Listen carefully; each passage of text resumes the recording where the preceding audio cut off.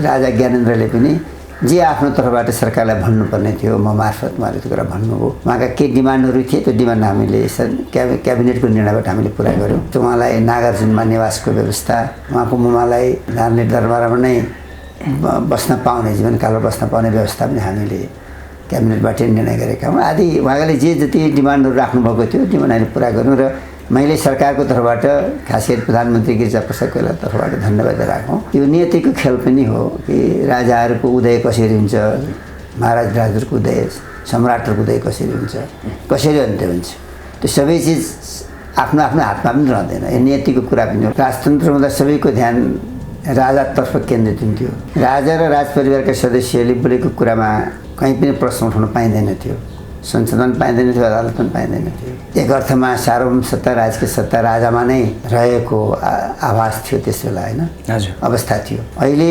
सार्वभौम सत्ता, राजकीय सत्ता समग्र रूपले जनतामा निहित छ। तत्कालीन राजा ज्ञानेन्द्रबाट 59 साल असोज 18 गते जब प्रहार भयो, त्यसपछि एउटा नयाँ रियलाइजेसन पार्टीका नेताहरूको बिचमा भएको र खास गरी गिरिजाबाबुले भन्नुभएको 60 वर्षदेखि हामीले राजाहरूलाई काँधा बोक्दै आएकै हो, तर राजाहरूले कहिले पनि यो जनताको अधिकार लोकतन्त्रलाई आत्मसात गर्न सकेनन्। त्यसैले अब गणतन्त्रमा जानुको विकल्प छैन उहाँले आफैले केन्द्रीय कार्यसमिति बैठकमा, हाम्रो पार्टीको बैठकमा प्रस्ताव राख्नुभएको हो। गणतन्त्रको स्थापना गर्दा तत्कालीन राजासँग केही भित्री सम्झौता पनि भएको थियो भन्ने चर्चा आज पनि चलिरहेको छ।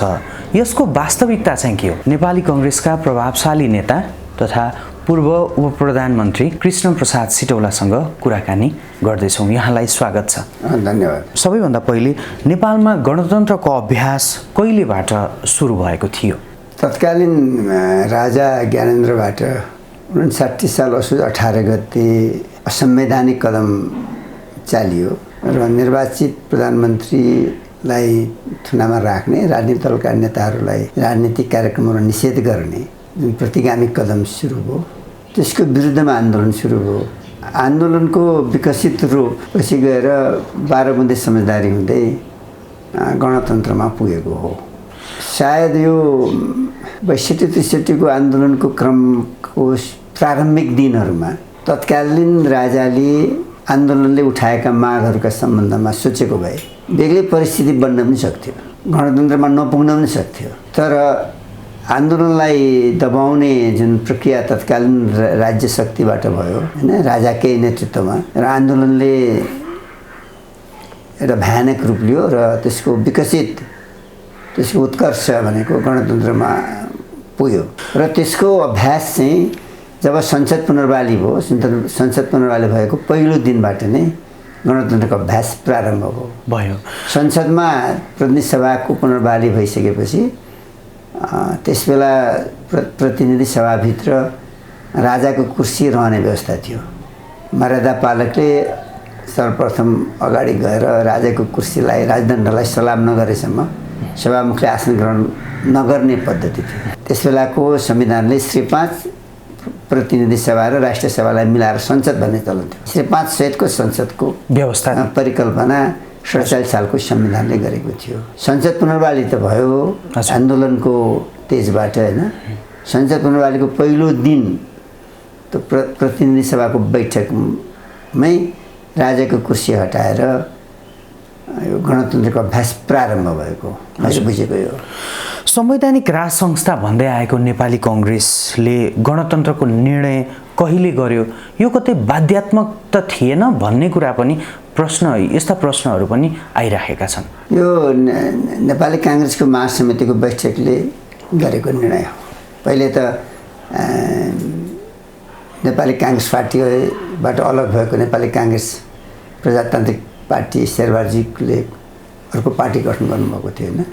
यी दुवै पार्टीका आफ्नो आफ्नो निर्णयहरू भए र पछि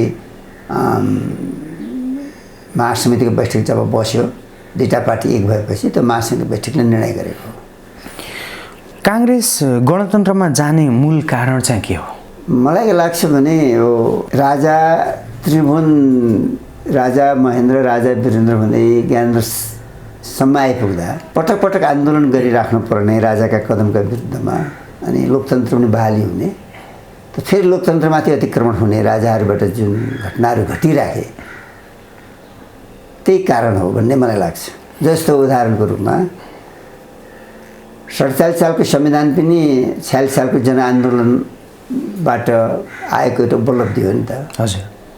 त्यो 47 सालको संविधानमाथि पनि तत्कालीन राजा ज्ञानेन्द्रबाट अघि मैले भनेको दिन 59 साल असोज 18 गते जब प्रहार भयो, अतिक्रमण भयो, त्यसपछि एउटा रियलाइजेसन, नयाँ रियलाइजेसन पार्टीका नेताहरूको बिचमा भएको र खास गरी गिरिजाबाबुले भन्नुभएको 60 वर्षदेखि हामीले राजाहरूलाई काँधा बोक्दै आएकै हो, तर राजाहरूले कहिले पनि यो जनताको अधिकार लोकतन्त्रलाई आत्मसात गर्न सकेनन्। त्यसैले अब गणतन्त्रमा जानुको विकल्प छैन भने आफैले केन्द्रीय कार्यसमिति बैठकमा, हाम्रो पार्टीको बैठकमा प्रस्ताव राख्नुभएको हो। उहाँलाई अब 7 सालको क्रान्तिदेखि लामो अनुभव थियो होइन। राजा त्रिभुवन, राजा महेन्द्र, राजा वीरेन्द्र हुँदै ज्ञानेन्द्रसम्म गिरिजाप्रसाद कोइरालाले भोग्नु भएको छ नि त होइन, अनुभव गर्नुभएको छ कसरी आन्दोलनबाट लोकतन्त्र हुन्छ र कसरी लोकतन्त्र राजाहरूका गलत कदमबाट खोसिन्छ। अनि सधैँ नै राजाका गलत कदमका विरुद्ध आन्दोलन गर्नुपर्ने परिस्थितिको अन्त्य गर्नको लागि राजतन्त्रको अन्त्यको विकल्प छैन भन्ने प्रस्ताव नेपाली काङ्ग्रेस पार्टीले गरेकै हो। गणतन्त्रमा जाने संस्थागत निर्णय चाहिँ नेपाली काङ्ग्रेसले कसरी गरेको थियो, त्यो निर्णयमा कसरी पुग्नु भयो? संस्थागत निर्णय भने नि मैले पहिले पार्टी केन्द्रीय कार्य समितिको बैठकले गर्यो, हजुर, पछि महासमितिको बैठकले त्यसलाई संस्थागत निर्णय गर्यो। संविधान सभाले गणतन्त्रको निर्णय गर्नुभन्दा अगाडि यस सम्बन्धमा चाहिँ के कस्ता अभ्यासहरू भएका थिए? अहिले मैले भने नि संसद आन्दोलनबाट संसद पुनर्बहाली भयो। हजुर।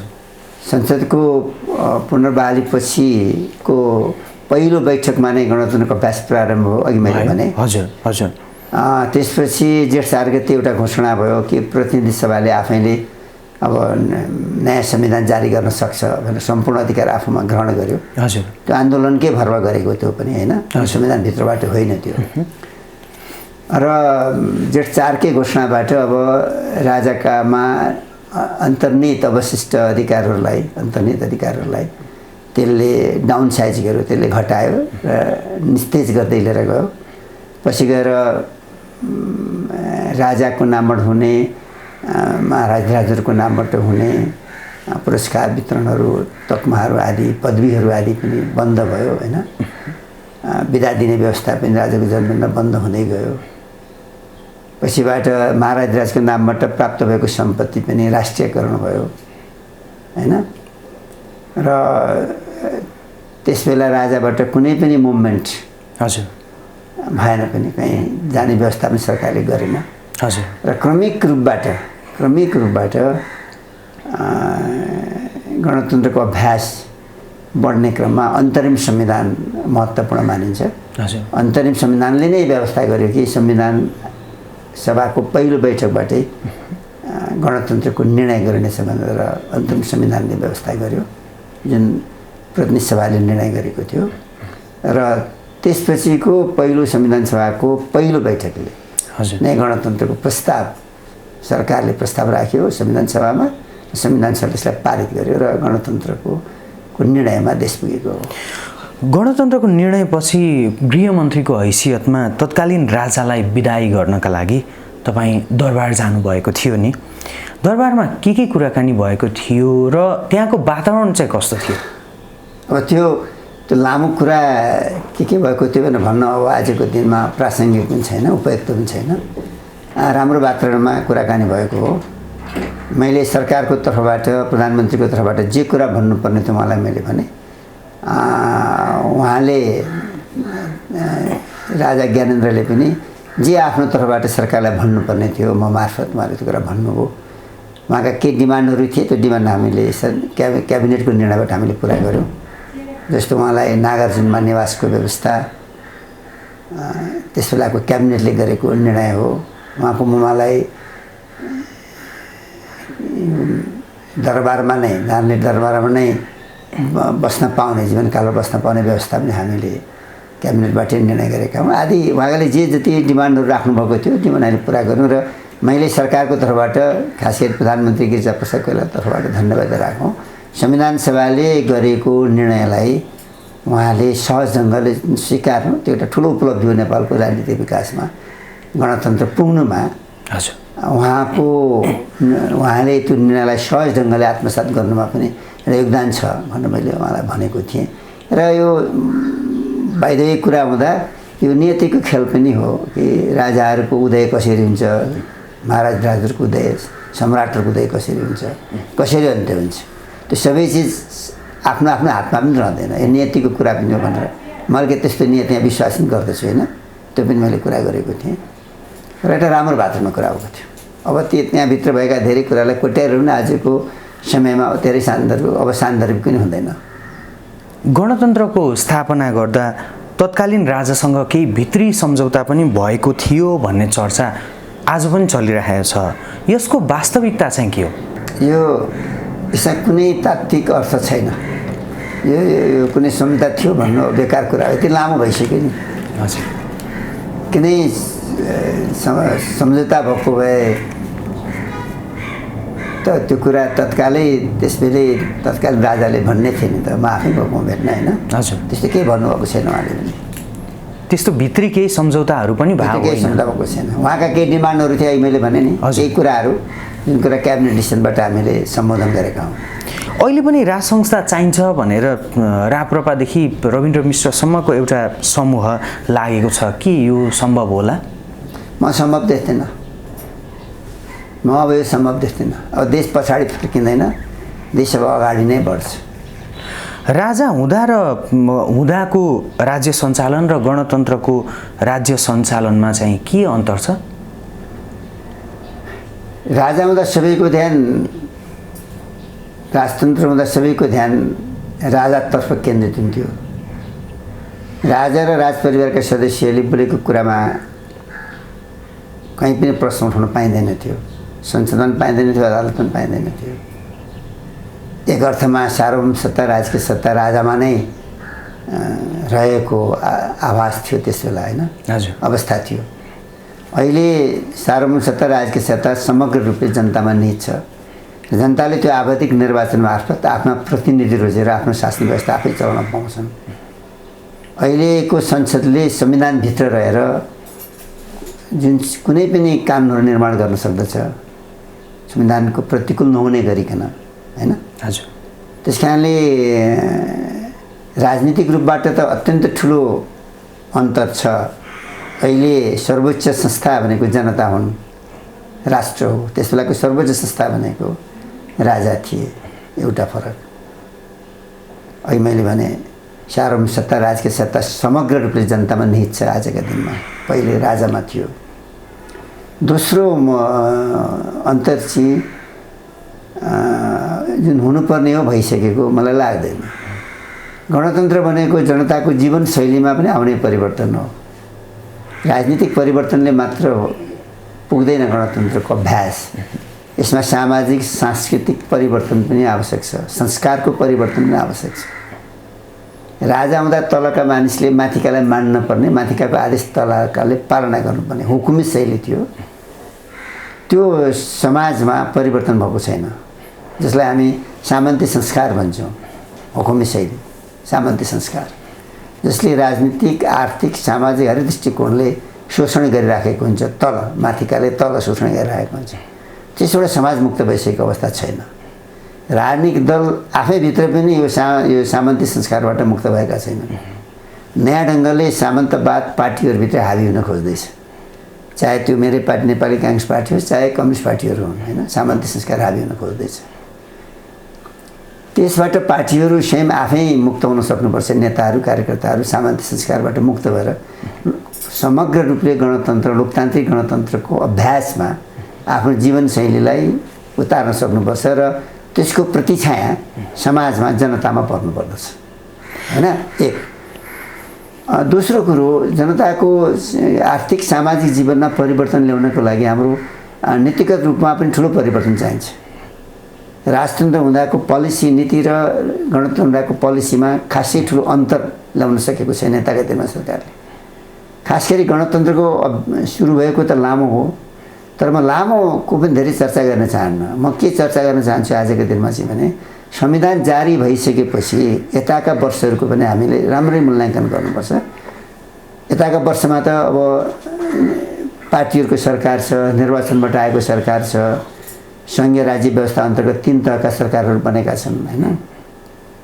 तिनै तहको सरकारले संविधानभित्र रहेर संविधानले दिएको गाइडलाइनमा रहेर संविधानले दिएको अधिकारभित्र रहेर त्यसको प्रयोग गरेर त्यो संविधानको अभ्यास गरेर कानुनहरू निर्माण गर्ने, नीतिहरू निर्माण गर्ने र जनताको आर्थिक जीवनमा पनि परिवर्तन ल्याउने, सामाजिक जीवनमा पनि परिवर्तन ल्याउने, सांस्कृतिक जीवनमा परिवर्तन ल्याउन सक्नुपर्दा त्यो चाहिँ गर्न सकेन।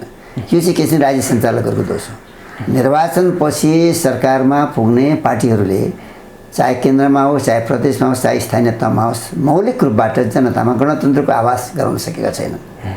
गणतन्त्र भनेको जनताको सर्वोच्चता हो। मैले अघि भने जनता सर्वोच्च छन्, तर जनताको जीवनशैली अत्यन्त तल छ। अहिले पनि कष्टप्रद जनताको जीवन छ। खास गरी आर्थिक दृष्टिकोणले जनताको जीवन अत्यन्त कष्टप्रद छ नेपालमा अहिले पनि। त्यो आर्थिक दृष्टिकोणले कष्टप्रद जीवन बिताइरहेका जनताको जीवनमा परिवर्तन ल्याउन, प्रगति ल्याउन, खुसियाली ल्याउन कुनै ठोस नीति आउन सकेन। त्यो चाहिँ मलाई आजको दिनमा भन्दा मलाई दुःख लाग्छ। त्यसैले गणतन्त्र आइसकेपछि यो नयाँ व्यवस्था अन्तर्गतको सरकारले आर्थिक क्षेत्रमा एउटा मौलिक परिवर्तन ल्याउन सक्नुपर्थ्यो। त्यो मौलिक परिवर्तन पनि हुन सकेन। एमाले, जनमोर्चा लगायत केही राजनैतिक दलका नेताहरूले सङ्घीयता खारेजीको कुरा उठाउँदै आउनु भएको छ। यसको सम्भावना चाहिँ के हो? सङ्घीयताको कारण साँच्चै देशमा नराम्रो नै भएको हो? यो सङ्घीय लोकतान्त्रिक गणतन्त्रात्मक संसदीय शासन प्रणालीको संविधान हो। यो यस अन्तर्गत अहिले 3 तहको सरकार छ हैन। 3 तहको व्यवस्थापिका कानुन निर्माण गर्ने ठाउँ छ। तर यसको मूल चरित्रमा, यसको मौलिक विषयमा एकैपटक भन्ने हो भनेदेखि सङ्घीय राज्य प्रणाली अन्तर्गत केन्द्रलाई पनि धेरै केन्द्रमा बाजिने गरिकन प्रदेशले केही गर्न सक्दैन, कुनै कानुन बनाउन सक्दैन। प्रदेशमा बाजिने गरी स्थानीय तहले बनाउन सक्दैन।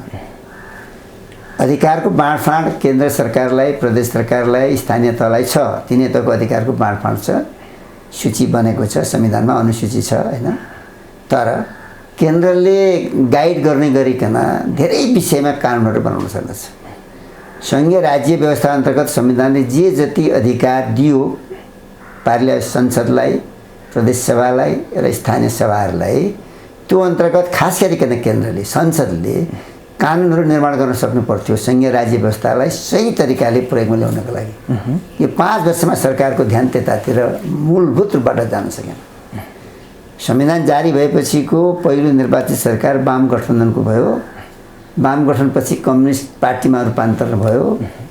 पार्लियामेन्टमा ठुलो सङ्ख्याको सरकार बन्यो। सङ्ख्याको दृष्टिकोणले शक्तिशाली सरकार हो त्यो। धेरै काम गर्न सक्थ्यो त्यस्तो सरकारले, तर त्यो धेरै काम गर्न सकेन र सरकार मूलभूत रूपबाट आफ्नै पार्टीको आन्तरिक द्वन्द्वमा रुमल्लिरह्यो। उसको समय सबभन्दा बढी खर्च आन्तरिक पार्टीको आन्तरिक झगडामा नै बितेको हामीले देख्यौँ हैन। सायद त्यही कारणले होला कि देशले चाहेको कानुनहरू पनि बन्न सकेन, नियमहरू बन्न सकेन, नीतिहरू आउन सकेन र देशले प्रगति हासिल गर्न सकेन। यो चाहिँ पक्का-पक्की कुरा हो। त्यसैले अब हामीले आजका दिनमा, अब यो त चुनावी वर्ष हो, अहिलेको सरकारबाट ठुलो अपेक्षा म गर्न पनि चाहन्न, किनकि चुनावी वर्षमा सरकारले कुनै ठोस दूरगामी रूपबाट प्रभाव पार्ने खालका नीतिहरू ल्याउन पनि सक्दैन। तत्कालीन अवस्थामा निकै ठुलो प्रभाव पार्ने खालको ठुलो बजेट ल्याउन पनि सक्दैन। मूलभूत रूपबाट यो अहिलेको सरकारको निर्वाचनहरू सम्पन्न गर्ने यसको मूल दायित्व हुन्छ। अबको करिब 5-6 महिनाभित्रमा त प्रदेश र सांसदको निर्वाचन गरिसक्नु पर्दछ। अब बन्ने सरकारले, आगामी निर्वाचनबाट केन्द्रमा बन्ने सरकारले संविधानले परिकल्पना बमोजिम र समृद्ध राष्ट्र निर्माण गर्नका लागि चाहिँ के छ भने संविधानभित्रबाट बनाउनु पर्ने जति कानुन निर्माण गर्न सक्नुपर्दछ, त्यस अन्तर्गत नयाँ ठोस नीति ल्याउन सक्नुपर्छ। संविधान नयाँ दृष्टिकोणका साथ आयो, तर नयाँ दृष्टिकोणका साथ नयाँ नीतिहरू त्यसले पाउन सकेन, जसका कारण गणतन्त्रबाट यो उपलब्धि भयो है भनेर भन्न सकिने अवस्था आर्थिक क्षेत्रमा आज छैन। अब शान्ति प्रक्रिया र गणतन्त्रको राजनीतिक अन्तर सम्बन्ध छ कि छैन, यो विषयमा पनि अलिकति दृष्टिकोण राखिदिनु न। 12 बुँदे समझदारी 7 राजनीतिक दल र माओवादीको बिचमा भएको हो। 7 राजनीतिक दलको तर्फबाट गिरिजाप्रसाद कोइरालाले नेतृत्व गर्नुभएको हो, माओवादी तर्फबाट प्रचण्डले नेतृत्व गर्नुभएको हो। त्यो 12 बुँदे समझदारीबाट विकसित भएको राजनीतिक प्रक्रिया जनआन्दोलन हुँदै संसद पुनर्वाली हुँदै विस्तृत शान्ति सम्झौतामा हामीहरू पुगेका हौँ। विशेष शान्ति सम्झौताको हस्ताक्षरकर्ता सरकारको तर्फबाट तत्कालीन प्रधानमन्त्री गिरिजाप्रसाद कोइराला हुनुहुन्थ्यो, विद्रोही माओवादी तर्फबाट प्रचण्डजी हुनुहुन्थ्यो। र यो 12 बुँदे समझदारी, अन्तरिम संविधान, विशेष शान्ति सम्झौता हुँदै भएको राजनीतिक विकासका मूलतः गन्तव्यहरू थिए। पहिलो थियो देशमा दिगो शान्ति बहाली हुनुपर्छ, कुनै पनि बहानामा हिंसा मारकाटले प्रश्रय पाउनु हुँदैन, कुनै पनि बहानामा त्यसको अन्त्य हुनैपर्छ। द्वन्द्वकालीन अवस्थाका पीडितहरूले न्याय पाउनु पर्दछ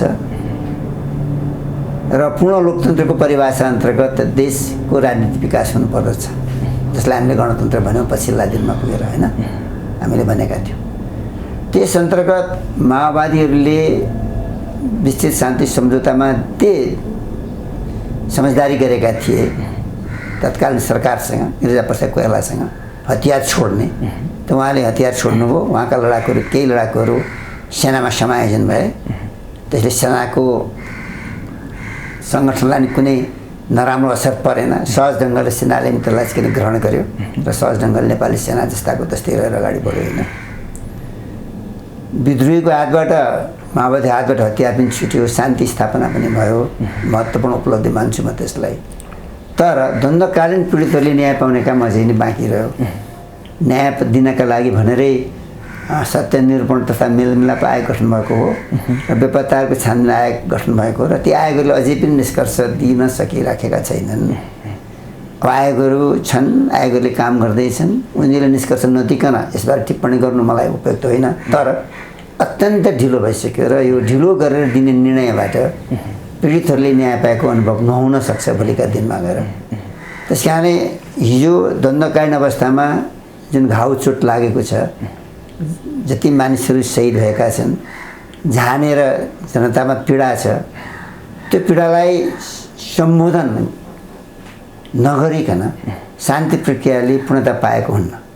त्यस कारणले यी कामहरू, यी दुईवटा कार्यभार जबसम्म टुङ्गिँदैन तबसम्म शान्ति प्रक्रिया टुङ्गिएको मानिँदैन। तर तपाईँले सोधेको प्रश्नको जवाफ के हो छोटो भने, शान्ति प्रक्रियाकै कारण हामीहरू नेपालको राजनीतिक विकासलाई शान्तिपूर्ण ढङ्गले गणतन्त्रमा पुर्याएका छौँ र शान्तिपूर्ण ढङ्गले संविधान सभाको निर्वाचन गरेर पहिलो संविधान सभाले संविधान ल्याउन असफल भए पनि दोस्रो संविधान सभाबाट हामी संविधान ल्याउन सफल भएका छौँ। यो द्वन्द्व पीडितकै कुरा गर्दा अझै पनि भन्नुभयो कि यहाँले नै भन्नुभयो आयोगहरूले पूर्णता पाएका छैनन्। अब द्वन्द्व पाएका छन् तर उनीहरूले निष्कर्ष निकाल्न सकिरहेका छैनन्। द्वन्द्व पीडितले न्याय पाउने गुन्जायस बाँकी छ? बाँकी छ, न्याय पाउनुपर्छ। हामीले विस्तृत शान्ति सम्झौतामा जे कुरा उल्लेख गरेर सम्झौता भएको छ त्यो बमोजिम द्वन्द्व पीडितले न्याय पाउनुपर्छ भन्ने हाम्रो सोचाइ छ। अलिकति अब बजेटको सिजन पनि छ, त्यसकारण यो प्रश्न राख्दैछु कि गणतन्त्र दिवसकै दिन चाहिँ नेपाल सरकारले बजेट ल्याउने व्यवस्था संविधानमै किटानका साथ किन राख्नुभयो यहाँहरूले? एउटा त गणतन्त्र दिवसकै दिन बजेट ल्याउने कुरा, यसको सबभन्दा महत्त्वपूर्ण पक्ष हो नि जनताको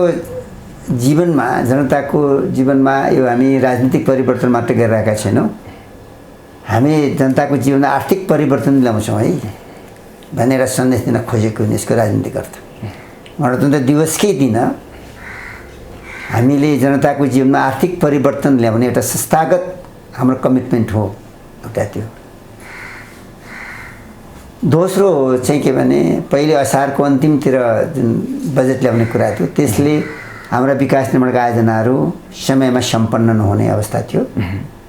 त्यस कारणले असार महिना पुगिसक्दा बजेट पूर्ण रूपले पास भइसकोस् र साउन महिनाको टेन्डर आदि इत्यादि लागेर बर्खा सकिएपछि लगत्तै निर्माण कार्यहरू प्रारम्भ होस् देशमा भनेर पनि हो। यसका दुईवटा पक्ष, एउटा राजनीतिक पक्ष, अर्को बजेटको सही कार्यान्वयन समय होस् भन्ने पक्षलाई लिएर हामीले गरेको। तर जे उद्देश्यका साथ संविधान दिवसकै दिन हामीले बजेट ल्याउने चलन संविधानमै व्यवस्था गऱ्यौँ त्यो चलन त भयो, बजेट त आउन थालेको छ 15 गतेकै दिन। तर संविधानले परिकल्पना गरे बमोजिम जनताको आर्थिक सामाजिक जीवनमा परिवर्तन पनि आउन सकेको छैन। यसलाई प्रयास गर्नुपर्छ। गणतन्त्र आएपछिको अर्थतन्त्रलाई चाहिँ तपाईँले कसरी हेरिराख्नु भएको छ? अघि पनि मैले भन्दा केही जवाफ त तपाईँले पाउनुभएको छ, यसमा लामो टिप्पणी गर्न चाहन्न। गणतन्त्रको आन्दोलन गर्दा, गणतन्त्रको का निर्णयहरू गर्दा,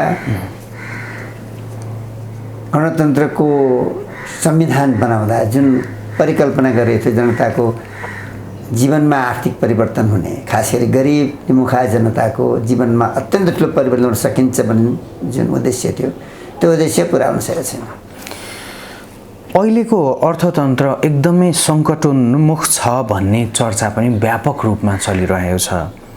अब एउटा राजनीतिक अभियन्ताको हिसाबले, नेपाली काङ्ग्रेसको एकजना प्रभावशाली नेताको हिसाबले यसको समाधानको बाटो कसरी पहिल्याउनु पर्छ भन्ने दृष्टिकोण राख्नुहुन्छ?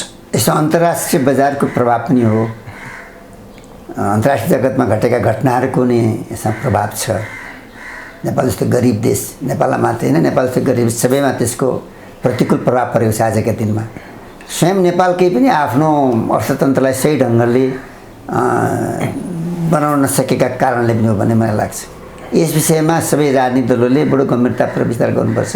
यो विषय कुनै एक राजनीतिक दलको मात्र होइन, यो देशको साझा विषय हो। यसमा सबै राजनीतिक दलहरू एक ठाउँमा बसेर यस सम्बन्धका अर्थविदहरू पनि राखेर छलफल गर्नुपर्छ भन्ने मलाई लागेको छ। अब स्थानीय तहको निर्वाचनको प्रसङ्गमा पनि कुरा गरौँ। हालै सम्पन्न स्थानीय तह निर्वाचनमा नेपाली काङ्ग्रेसले के उपलब्धि हासिल गर्यो र देशलाई चाहिँ के उपलब्धि भयो? नेपाली काङ्ग्रेसले सहमति, सहकार्य र एकताको राजनीतिलाई अगाडि बढाउन सक्छ। फरक विचारधाराका पार्टीलाई पनि साथमा लिएर हिँड्न सक्छ, जस्तो माओवादी पार्टीलाई पनि सन्देश यसबाट गएको छ। एक दोस्रो, कम्युनिस्ट दर्शन बोक्ने पार्टीहरूलाई लोकतन्त्रमा रूपान्तरण गर्ने अभिभावकको रूपमा नेपाली काङ्ग्रेस पार्टीले भूमिका खेल्नुपर्छ भन्ने मान्यता पनि यसभित्र रहेको छ। जस्तो 46 सालको आन्दोलनमा गणेश मानजीको नेतृत्वमा त्यसलाको माले, पछि एमाले भयो, त्यो पार्टी आयो आन्दोलनमा, शान्तिपूर्ण आन्दोलनमा। यताका दिन 62-63को आन्दोलनमा गिरिजाप्रसाद कोइरालाको नेतृत्वमा हतियारसहित सङ्घर्ष गरिरहेको पार्टी माओवादी पार्टी पनि शान्तिपूर्ण आन्दोलनमा आयो, संसदमा आयो, शान्तिपूर्ण शान्ति प्रक्रियामा आयो, शान्ति र लोकतन्त्रको मूलधारमा आयो। त्यसकारण नेपाली काङ्ग्रेस पार्टीले स्वयं आफ्नो लागि मात्रै सोचिराखेको हुन्न, नेपालको समग्र राजनीतिक विकासमा सबै राजनीतिक दलहरूलाई शान्ति र लोकतन्त्रको धारमा रूपान्तरित गरेर लिएर जाने अभिभारा पनि वहन गर्न सकेको छ। यसपटकको निर्वाचनमा गठबन्धनमा रहेका साथीहरूलाई साथमा लिएर हिँडेर दोस्रो उपलब्धि हो। तेस्रो उपलब्धि चाहिँ पार्टीले गएको स्थानीय तहको निर्वाचन नभन्दा यसपटकको स्थानीय निर्वाचनमा परिणाम पनि राम्रो हासिल गरेको छ। तेस्रो उपलब्धि यो पनि हो। र साथै नेपाली काङ्ग्रेस पार्टीले सबैलाई प्रष्टसँगले सैद्धान्तिक नीतिगत रूपबाट भन्न सक्दछ। नेपाली काङ्ग्रेस पार्टी आफूले जे बोलेको छ त्यो कुरा पुरा गर्नको लागि प्रतिबद्ध छ। हामी शान्ति लोकतन्त्रप्रति प्रतिबद्ध पार्टी हौँ। हामी देशको आर्थिक प्रगति गरेर देशलाई समृद्धिको बाटोमा लैजान प्रतिबद्ध पार्टी हौँ। सङ्घीय लोकतान्त्रिक गणतन्त्रात्मक संसदीय शासन व्यवस्था जुन त्यसलाई सुदृढ गर्न हामी चाहन्छौँ। त्यसलाई सुदृढ गर्नको लागि नेपाली काङ्ग्रेस पार्टीको मात्रै त्यसप्रति आस्था भएर हुन्न, नेपालभित्र रहेका सबै राजनीतिक दलहरूलाई अहिलेको संविधानले रचना गरेको यसको मूल भावना र मर्म बमोजिम अगाडि बढ्नको लागि हामीले प्रेरित गर्नुपर्छ, सहयोग गर्नुपर्छ भन्ने सन्देश पनि दिन हामी सफल भएका छौँ। त्यस कारणले प्राविधिक रूपमा भन्दा राजनीतिक रूपमा नेपाली काङ्ग्रेस पार्टीको यसपटकको स्थानीय निर्वाचन सफलता मैले ठानेको छु। जहाँसम्म यो परिणामको कुरा छ, परिणाममा चाहिँ के भयो भनेदेखि गठबन्धनमा रहेका पार्टीहरूको सबै पार्टीहरूको जनस्तरमा मत जोड्न एकदमै कठिन। काङ्ग्रेसका सबै मतदातालाई, अर्को माओवादी पार्टीको उम्मेदवारलाई मत हराउन कठिन, अर्कोलाई मत हराउन कठिन। प्राविधिक रूपले पनि स्थानीय तहमा धेरै कठिनाइ चाहिँ हामीले पनि महसुस गरेका छौँ। तथापि परिणाम उपलब्धिमूलक आएको छ सबैका लागि। कसैलाई धेरै आयो होला, कसैलाई अलिकति कम्ती आयो होला। राजनीतिक रूपमा त हामी सबै राम्रै सफल भएका छौँ। गठबन्धनमा रहेका सबै दलहरू नै सफल भएका छौँ भन्ने मलाई लाग्दछ। स्थानीय तहकै प्रसङ्गमा काठमाडौँ महानगरपालिका सहित केही महत्त्वपूर्ण ठाउँमा स्वतन्त्र व्यक्तिहरूले विजय हासिल गर्नुभएको छ। केही बहस पनि बजारमा के छ भने स्थानीय तह चाहिँ निर्दलीयमा जानुपर्छ भन्ने विषयमा बहस पनि अहिले भइरहेको छ। यो कतै संविधान र संवैधानिक व्यवस्थामाथिको प्रहार त होइन? के छ यहाँको धारणा? संविधानमाथिको प्रहार होइन, स्वतन्त्र व्यक्तिहरूले जित्नु पनि संविधानको एउटा मौलिक पक्ष हो। संविधानले कसैलाई पनि निश्चित गर्दैन। सबैलाई संविधानभित्र प्रवेश गर्न, संविधानभित्र आफ्नो पहुँच स्थापित गर्न, आफूलाई विश्वास गर्ने जनताको प्रतिनिधित्व गर्न, त्यस किसिमको कार्यभार वहन गर्ने जिम्मेदारी दिन्छ संविधानले भन्ने एउटा राम्रो सन्देश हो भन्ने मलाई लाग्दछ। त्यही कारण संविधानले पार्टीहरूलाई मात्र होइन, संविधान निर्माण गर्ने पार्टीहरूलाई मात्र होइन, संविधान बनिसकेपछि जन्मेका पार्टीहरूलाई पनि र पार्टीहरूलाई मात्र होइन, स्वतन्त्र व्यक्तिहरूलाई पनि यो संवैधानिक व्यवस्थाभित्र प्रवेश गरेर जनताको मन जितेर विश्वास लिएर निर्वाचित भएर जनताको सेवा गर्ने, राष्ट्रको सेवा गर्ने अवसर प्रदान गरेको छ भन्ने एउटा राम्रो सन्देश हो यो, मेरो आफ्नो बुझाइमा त होइन। अर्को कुरा चाहिँ के पनि हो तपाईँको भन्नुहुन्छ भने राजनीतिक दलहरूलाई एउटा चेतावनी पनि हो। राजनीतिक दलहरूले आफ्नो राजनीतिक दलको सङ्गठन सञ्चालन गर्ने तरिका, निर्णय गर्ने तरिका, जिम्मेवारी बाँडफाँड गर्ने तरिका, पार्टीभित्र न्याय विवेकको मूल्याङ्कन कसरी गरेका छन्, यसलाई पनि आफ्नै मतदाताहरूले राम्ररी मूल्याङ्कन गरिरहेका हुन्छन् भन्ने एउटा राजनीतिक दलहरूलाई चेतावनी पनि त हो नि त। त्यस कारणले यो निर्वाचनको परिणामले, स्थानीय तहको निर्वाचन परिणामले उपलब्धि भएको पाउँछु म। स्वतन्त्र व्यक्तिहरू जितेर पनि राम्रो भएको छ होइन, धेरै दृष्टिकोण राम्रो भएको छ। यो म संक्षिप्तमा मात्रै भन्न चाहन्छु, यो राम्रो भएको छ, यसले केही नराम्रो गरेको छैन। ती स्वतन्त्र व्यक्तिहरूलाई पनि यो संविधानप्रति एउटा आस्था र विश्वास बढेर जान्छ। जसलाई संविधान मन परेको छैन, जसलाई यो संविधान व्यवस्था मन परेको छैन, त्यसलाई अझै राजा चाहिन्छ है भन्ने लागिराखेको छ, ती मानिसहरूलाई पनि एउटा प्रत्यक्ष सन्देश हो यो संविधानभित्र जनताको सेवा गर्ने पर्याप्त अवसर छ, सारा ढोका यसका खुला छन् सबैका लागि भन्ने कुरो सन्देश पनि त भन्ने त हो। संसदको आगामी निर्वाचन कहिले हुन्छ? अब सरकार केही नेतृत्व, मेरो विचारमा अब यो 5 वर्षभित्रमा यसको कार्यकाल टुङ्गिन्छ। सर्वोच्चको फैसला पनि त्यही हो, संवैधानिक व्यवस्था पनि त्यही हो। मङ्सिर महिनामा 5 वर्ष पुरा हुन्छ र 5 वर्षभित्रैमा निर्वाचन गर्नु उपयुक्त हुन्छ भन्ने मलाई लाग्छ।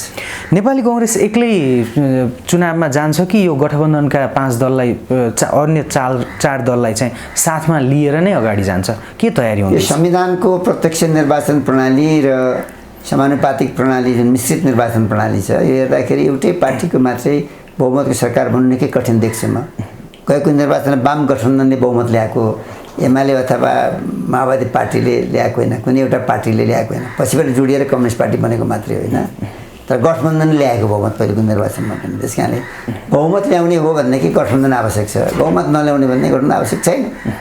त्यस कारण एकपटक नेपाली काङ्ग्रेस पार्टीले गठबन्धनसहित निर्वाचन गएर बहुमत लिएर आएर सरकारको नेतृत्व गरेर यो अहिले भने जस्तै यो संविधान बमोजिम बन्न बाँकी रहेको सबै कानुनहरूलाई पूर्णता दिनु छ, सङ्घीय राज्य व्यवस्थालाई मजबुत बनाउनु छ, गणतन्त्रलाई अझै मजबुत बनाउनु छ, जनताको आर्थिक सामाजिक जीवनमा एउटा नयाँ परिवर्तन ल्याउनु छ, एउटा एक स्वतन्त्र स्वाधीन सार्वभौम नेपाललाई आधार मानेर जनताको सर्वोच्चता हासिल गर्नु छ र आम नेपाली जनताको आस्था यो व्यवस्थाप्रति बढाउनु पनि छ। त्यस कारणले गठबन्धनलाई लिएर नेपाली काङ्ग्रेस चुनावमा जाँदा बहुमत ल्याउन सक्ने बलियो आधार म देख्दछु आजको दिनमा। त्यसैले गठबन्धनसहित नै नेपाली काङ्ग्रेस चुनावमा जान सक्छ, जानुपर्छ भन्ने मेरो मान्यता छ। तथापि यो विषयमा केन्द्र कार्य समितिको बैठक अब होला, त्यहाँ छलफल होला, जब निर्वाचनको कुरा आउँछ त्यहाँ आफ्नो विचार राखिन्छ र त्यसपछि पार्टीले जे निर्णय लिन्छ, निर्णय बोकेर हामी सबैले हेर्नु पर्दछ। स्थानीय तहको निर्वाचनमा भएको गठबन्धनको उपलब्धिका आधारमा अब आगामी निर्वाचनको मा गठबन्धनलाई निरन्तरता दिने ढोका खुला भएको हो, यसलाई यो रूपमा हामीले गठबन्धनलाई चाहिँ कसरी हेर्नुपर्छ भने मात्र यसमा निर्वाचनको हार र परिणामलाई मात्रै मूल्याङ्कन गर्नुहुन्न, नेपालको राजनीतिक विकास कसरी गर्ने हो भन्ने कुरालाई मूल्याङ्कन गर्नुपर्छ।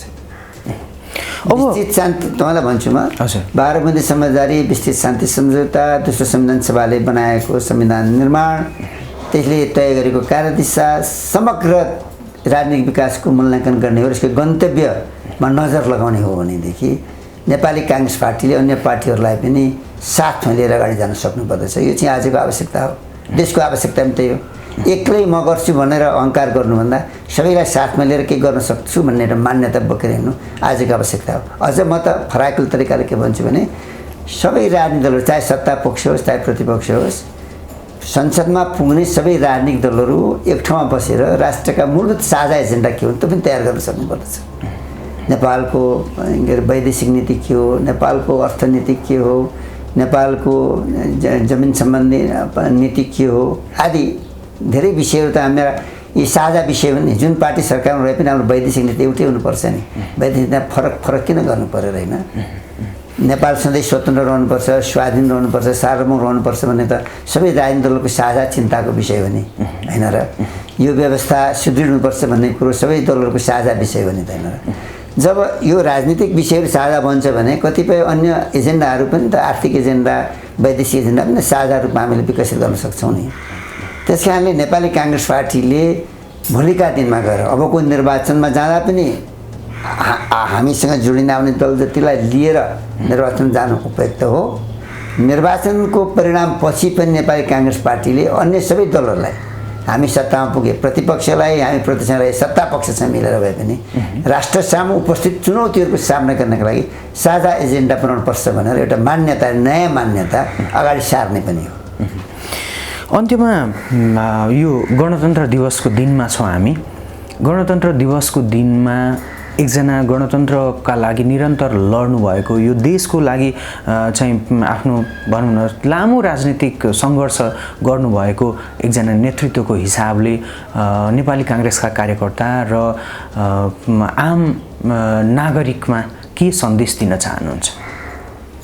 गणतन्त्र जनताको सर्वोच्चतासँग गाँसिएको राजनीतिक उपलब्धि हो। जनता सर्वोच्च छन् र जनताको जीवनलाई पनि सर्वोच्च बनाउन सक्नु हामीले पर्दछ। जनताको राजनीतिक अधिकारलाई मात्र होइन, जनताको आर्थिक, सामाजिक, सांस्कृतिक जीवनलाई पनि नयाँ उचाइमा हामीले बढाउन सक्नुपर्दछ। त्यसतर्फ नेपाली काङ्ग्रेस पार्टीका नेता कार्यकर्ता, शुभेच्छुक मात्र होइन, सबै राजनीतिक दलका नेता कार्यकर्तालाई मेरो चाहिँ शुभकामना रहन्छ। हामी सबैले मिलेर समाज बनाउने हो, देश बनाउने हो। सानो चित्त गरेर त देश बनाउन सकिँदैन। फराकिलो छाती राख्नुपर्छ, छाती चौडा बनाउनुपर्छ। फराकिलो भएर सबै राजनीतिक दलका नेताहरूले सोचुन् गणतन्त्रको उपलब्धिका बारेमा, भोलिका दिनका बारेमा। विगतको 5 वर्ष जस्तै आगामी 5 वर्ष नरहोस्। आगामी 5 वर्ष जनताको खुसियाली भएर आउन सकोस्। गएको विगतको 5 वर्षभन्दा तुलनात्मक दृष्टिकोणले धेरै ठुलो प्रगति र फड्को मार्न सकोस् नेपालले। त्यसतर्फ हामी सबैले गम्भीरतापूर्वक सोचौँ। महत्त्वपूर्ण विचार र समयका लागि यहाँलाई धेरै धेरै धन्यवाद। धन्यवाद।